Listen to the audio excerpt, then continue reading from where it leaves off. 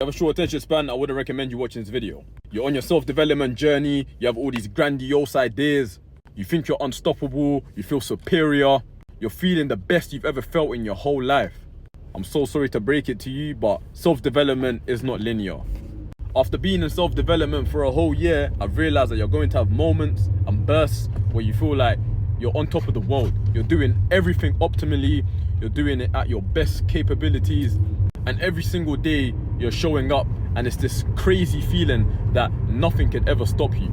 Trust me, I know what you're feeling. A year ago today, I thought that once I reach my goals and I become this version of myself that I wanted to be, I'll be completely unstoppable. There's going to be no way I'm going to return back to the negative habits that I had, and I'm going to stay consistent with the positive habits. To be honest with you, I did stay consistent with the positive habits. But today I'm more talking about the feeling that you have, the feeling of superiority, the feeling that you're unstoppable, the feeling that nothing can touch you, the feeling that any obstruction that comes your way, you're going to be able to handle it. That feeling that you get in the morning that propels you and helps you move forward. At the end of the day, it's a feeling. Whether it lasts a month, 2, 3, even 6 months, let's call a spade a spade.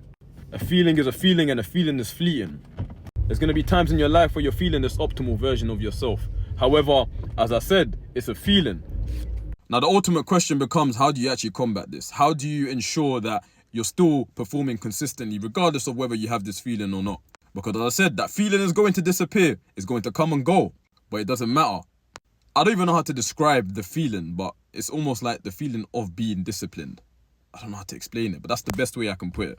If you're on your self-development journey, you understand, when you're in the gym, you're thinking about how you're going to conquer your mind, you're going to do these weights, you're sitting there focusing on your business, you feel like you're some ultimate genius. This feeling is going to come and go.